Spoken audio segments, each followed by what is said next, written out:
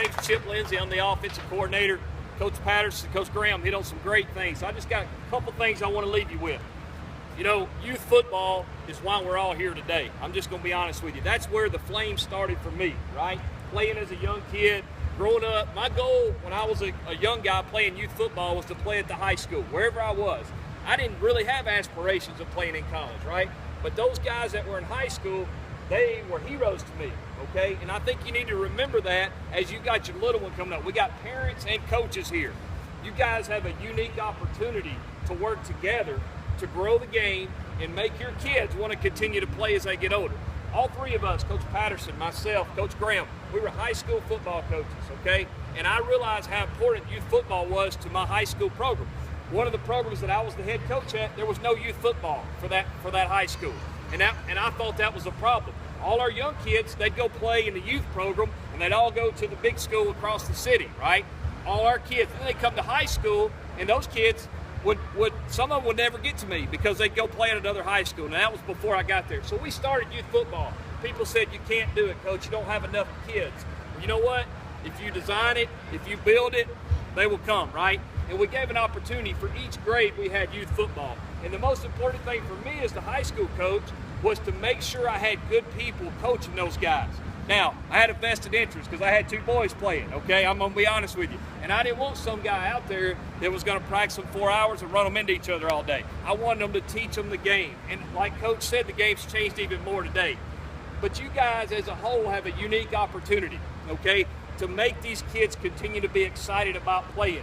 Because the one thing at this age you can do is you can discourage them to not want to ever play again, okay? My son was playing corner. He was on the first grade team. They scrimmaged in the second grade team. They had a really good running back. He rolls up there to tackle him. He had been tackling kids his age. I mean, he gets smoked pretty good, okay? And I was the high school coach standing there watching it. And, you know, just like you moms and dads want to do. Before I had kids, I didn't get it. I wanted to run out there and check on him, right? I'll be honest with you. But I didn't do that. But at the same time, it was a teaching moment for my son. It could have ruined it, and it didn't, okay? And he's great, and he still does it and all that. But my point is, these kids are very influential. I had to do some really good coaching at home with my wife, too, to make sure that he still wanted to play, okay? But the most important thing is you guys need to work together, okay? Because, like I said, when I was the high school coach, I wanted to make sure we had the right guys teaching our guys, and at the same time, I wanted to educate the parents on supporting those coaches. I think that's the most important thing you can do. I've had 3 quarterbacks play for me that all played Division I college football when I was a high school coach.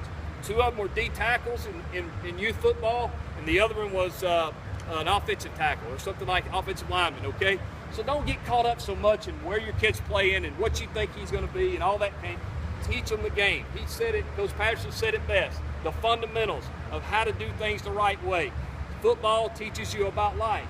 Getting up, going to practice every day, especially at our level, right? Life's hard. You got to get them to go to work every day. It's a great teaching point for you to use with your children, okay? And, you know, coaches, be smart about it. Don't practice those guys 3 or 4 hours, especially, you know, in the heat of the day and all that. Be smart. Make it fun. Keep them wanting to come back the next day and play and make the thing fun. When you're in high school, you have no scholarship to give those kids, right? You've got to find a way to make them want to play, make them want to compete. Every high school job I had to go to the basketball guys, get the best players out. The baseball, get the best players out. To do that, we had to make it fun. We had to make it exciting. And I challenge you as a coach, coaching youth football, you've got a harder job. You saw when Coach Graham was talking to all the little kids out there a while ago. Keeping their attention is important. And I think you've got to take that same approach, okay? Moms and dads, support these coaches. They're volunteering. They're not getting paid to do this. Support them. Be supportive. I know it's hard sometimes. You feel like your son should be this guy or that guy, but understand that the most important thing is we continue to grow the game.